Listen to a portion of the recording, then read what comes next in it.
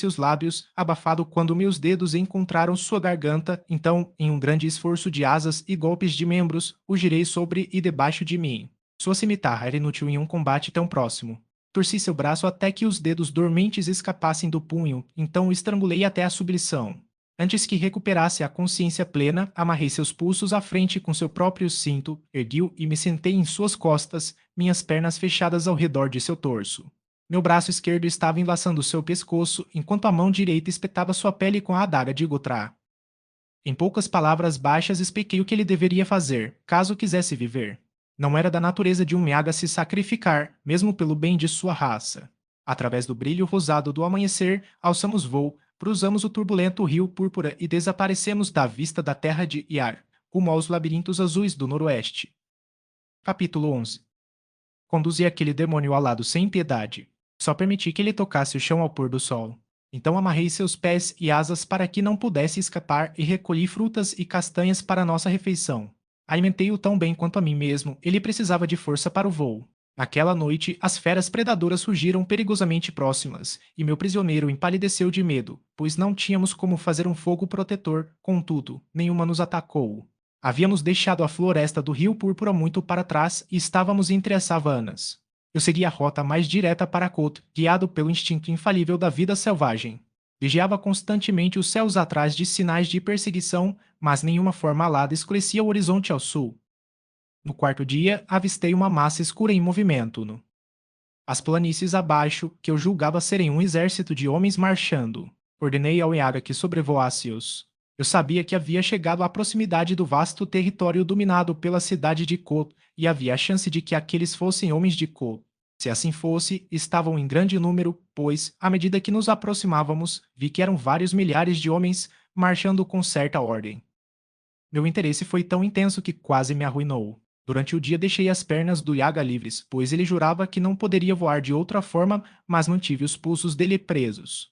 Absorvido em meus pensamentos, não percebi que ele roía furtivamente a correia. Minha adaga estava na bainha, já que ele não mostrara sinais recentes de rebeldia. Minha primeira percepção de revolta veio quando ele se virou repentinamente para o lado, fazendo-me balançar e quase perder o controle sobre ele. Seu longo braço se enrolou em meu torso e puxou meu cinto, e no instante seguinte minha própria adaga brilhou em sua mão. Seguiu-se uma das lutas mais desesperadas em que já participei. Minha quase queda me girou de modo que, em vez de estar sobre suas costas, fiquei à sua frente, mantendo minha posição apenas com uma mão agarrando seu cabelo e um joelho enroscado em sua perna. Minha outra mão segurava seu pulso com a adaga, e ali nos debatíamos, 1000 pés no ar, ele tentando se libertar e me deixar cair para a morte, ou cravar a adaga em meu peito, eu tentando manter meu aperto e afastar a lâmina reluzente. No chão, meu peso e forças superiores resolveriam rapidamente a disputa, mas no ar ele tinha vantagem. Sua mão livre batia e arranhava meu rosto, enquanto o joelho não preso atacava minha virilha repetidamente. Eu me mantinha firme, suportando a pancada sem vacilar, vendo que nossas lutas nos arrastavam cada vez mais para a terra. Percebendo isso, ele fez um último esforço desesperado. Mudando a adaga para a mão livre, tentou cravá-la furiosamente em minha garganta. No mesmo instante, torci sua cabeça para baixo com força tremenda. O ímpeto de nossos esforços nos lançou girando e descendo, e seu golpe, lançado fora da linha pelo nosso convulsivo movimento, errou o alvo e cravou a adaga em sua própria coxa.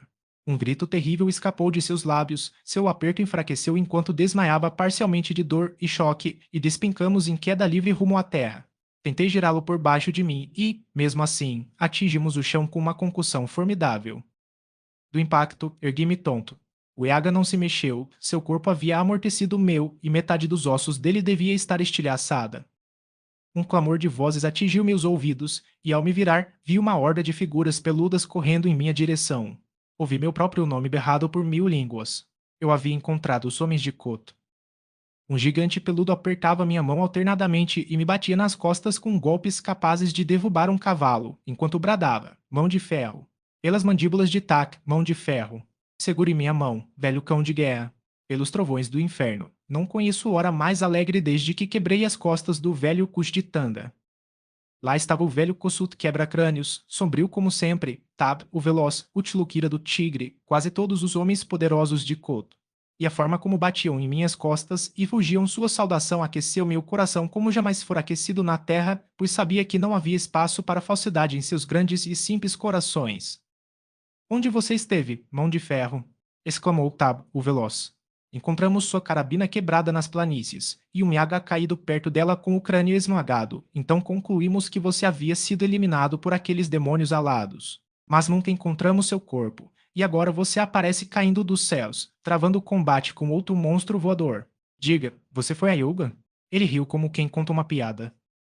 Sim, a Ilga, na rocha Yuta, junto ao rio Yog, na terra de Iag, respondi. Onde está Zal, o arremessador?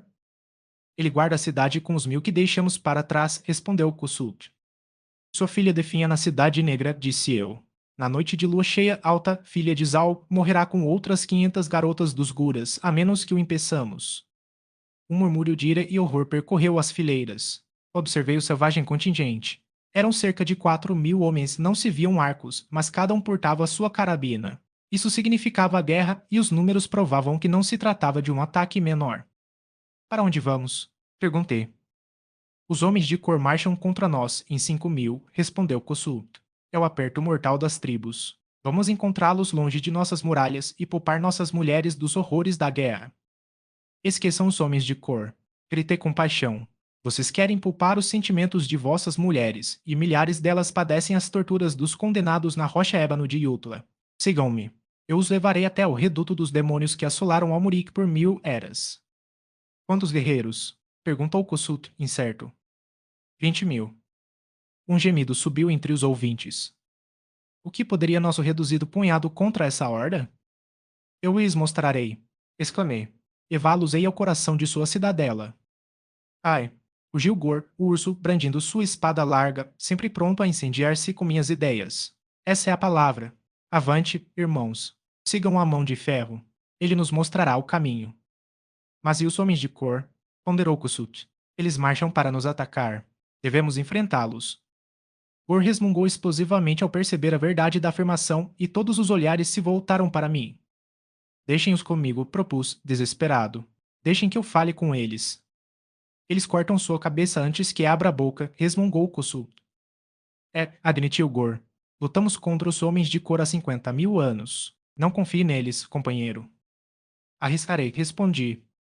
O risco que terás, então, disse Gutsluk, sombrio. Pois lá vêm eles. Ao longe vimos uma massa escura em movimento. Carabinas, prontas. Ordenou o velho Kossuth, os olhos frios brilhando. Desembainhem suas lâminas e sigam-me. Vai entrar em combate esta noite? Perguntei. Ele olhou para o sol. Não. Marcharemos ao encontro deles e armaremos acampamento fora do alcance dos tiros. Ao romper da alvora, investiremos contra eles e cortaremos suas gargantas. Eles terão a mesma ideia, explicou Tab. Ou vai ser uma grande diversão. E enquanto vocês festejam nesse banho de sangue sem sentido, respondi amargamente, vossas filhas e as deles estarão aos gritos sob as torturas dos alados sobre o rio Yog. Tolos. Oh, tolos. Mas o que podemos fazer? Perguntou Gutsulb. Sigam-me. Gritei, ardendo. Marcharemos ao encontro deles, e eu prosseguirei até eles sozinho. Virei e cruzei a planície a passos largos, e os peludos homens de Kot se alinharam atrás de mim, com muitas sacudidas de cabeça e resmungos. Vi a massa que se aproximava primeiro como um borrão, depois os detalhes se delinearam, corpos peludos, rostos ferozes, armas reluzentes, mas eu avançava impetuoso, sem medo nem cautela, todo o meu ser ardia com a urgência do meu desejo. A alguns centenas de metros entre as duas hostes, deixei cair minha única arma, o punhal Yaga, e, sacudindo as mãos protestantes de Gor, avancei sozinho e desarmado, com as mãos erguidas, palmas voltadas para o inimigo. Eles haviam parado, formando-se prontos para a ação. A estranheza de meus gestos e minha aparência os intrigava. Por um momento esperei o estalo de uma carabina, mas nada aconteceu até que eu me aproximei a poucos metros do grupo da frente, os homens mais poderosos agrupados em torno de uma figura alta que era seu chefe, o velho Bragi, como Kossuth me dissera. Já ouvira falar dele, um homem duro e cruel, temperamental e fanático em seus ódios. Parem, gritou ele, erguendo a espada. Que truque é esse? Quem és tu que vens de mãos vazias em plena boca da guerra? Sou Exalmão de Ferro, da tribo de Kot, respondi. Quero falar convosco. Que louco é este? Resmungou Bragi. Tan, uma bala na cabeça dele. Mas o homem chamado Tan, que me fitava com ânimo, gritou em vez disso e deixou cair sua carabina. Não enquanto eu viver, exclamou, avançando para mim com os braços estendidos. Furtar, é ele. Não se lembra de mim, tão lança de espada, cuja vida salvastes nas colinas? Ergueu o queixo para mostrar uma grande cicatriz em seu pescoço encadeado. És tu quem lutou com o dente de sabre. Não imaginei que sobreviverias àquelas feridas terríveis. Nós, homens de cor, somos difíceis de matar. Viu ele, lançando-se sobre mim num abraço urso. O que fazes entre os cães de cor? Deverias estar lutando conosco. Se depender de mim, não haverá luta, respondi. Desejo apenas conversar com vossos chefes e guerreiros. Não há nada de excepcional nisso. Verdade, concordou Tam lança de espada. Paraji, negarás isso a ele? Paraji rosnou, puxando a barba e lançando-me um olhar feroz. Deixai que vossos guerreiros avancem até aquele ponto, indiquei o lugar que queria. Os homens de Kossuth virão pelo outro lado. Ali as duas hordas ouvirão o que tenho a dizer. Depois, se não houver acordo, cada lado recuará 500 passos e, então, seguirá sua própria iniciativa. Estás louco. O velho Bragi arrastou a mão pela barba, tremendo de raiva. É traição. Devolve-te ao teu canil, cão. Sou vosso hóspede, respondi. Estou desarmado. Não sairei do alcance de vossas espadas. Se houver traição, matai-me no ato. Mas por quê? Estive cativo entre os Yagas. Exclamei. Vim dizer aos Guras o que se passa na terra de Yag. Os Yagas levaram minha filha, exclamou um guerreiro, rompendo o cordão. A viste em Yag. Levaram minha irmã, e minha jovem esposa, e minha sobrinha. Surgiram gritos em coro, enquanto os homens se amontoavam ao meu redor, esquecendo os inimigos, sacudindo-me na intensidade dos sentimentos. Para trás, seus tolos, rugiu Bragi, golpeando com o dorso da espada. Vão quebrar as fileiras e permitir que os cotanos vos cortem ao meio? Não vedes que é um truque. Não é truque. Farei. Ouçam-me, pelo nome de Deus. As objeções de Bragi foram varridas. Houve um amontoado e estalar de pés, durante o qual só uma providência benigna impediu que os cotanos, nervosos como cordas, disparassem uma saraivada na massa de seus inimigos, e logo uma espécie de ordem se formou. Uma conferência por brados resultou, finalmente, na posição aproximada que eu pedia, um semicírculo de coranos defronte de formação semelhante de cotanos. A proximidade quase fez transbordar a ira tribal. Mandíbulas sobressaíam, olhos faiscavam, mãos peludas agarravam convulsivamente os cabos das carabinas. Como cães selvagens, aqueles homens selvagens se fitavam, e eu apressei-me a começar minha fala. Nunca fui de muitas palavras, e enquanto caminhava entre aquelas hordas hostis senti meu fogo extinguir-se num calafrio de impotência.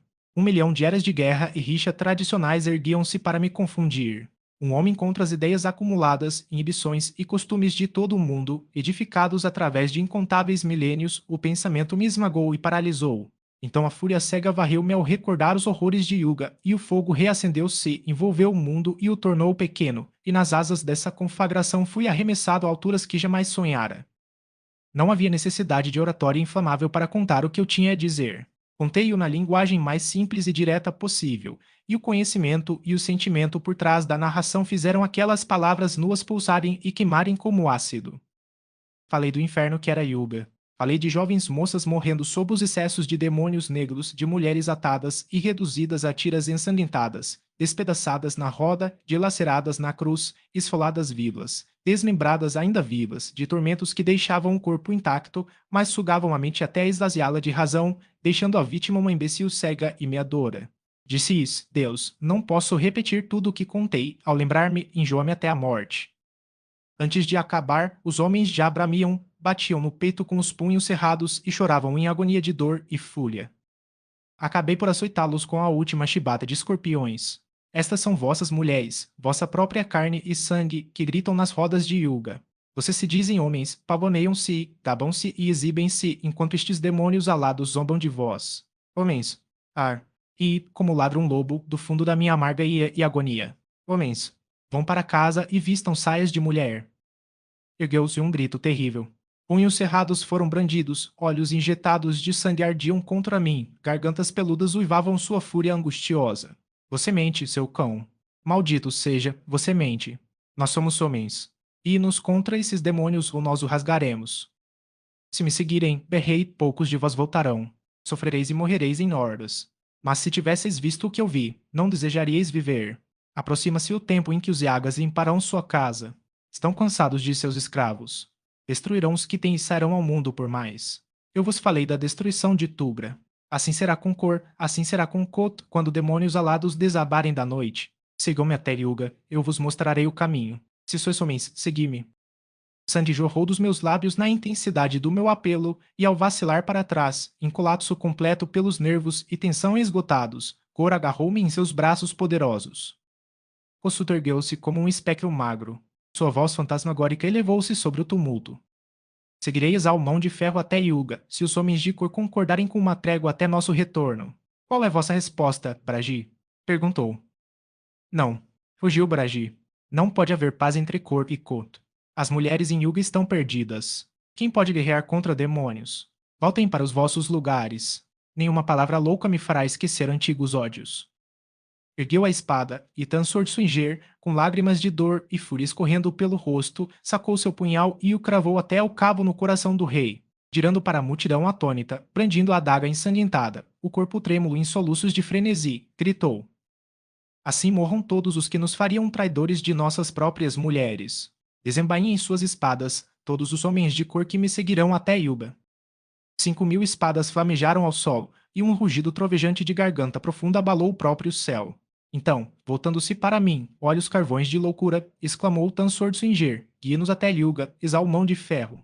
Guie-nos até Liar, ou conduza-nos ao inferno. Tingiremos as águas de Io com sangue, e os Yagas falarão de nós com calafrios por 10.000 vezes 1.000 anos. Mais uma vez o clangor das espadas e o bramido dos homens em fúria embriagaram os céus. Capítulo 12. Mensageiros foram enviados às cidades para dar notícia do que se passava. Marchamos para o sul, 4.000 homens de Kot, 5.000 de Cor. Seguimos em colunas separadas, pois considerei prudente manter as tribos distantes até que a visão de seus opressores voltasse a submergir os sentimentos tribais. Nosso passo foi bem mais rápido que o de um corpo equivalente de soldados da terra. Não tínhamos comboios de abastecimento. Vivíamos do que o país nos dava. Cada homem carregava seu próprio equipamento, carabina, espada, punhal, cantil e bolsa de munição. Ainda assim eu impaciência a cada milha. Voar pelo ar nas costas de um Yaga capturado havia me estragado para marchas.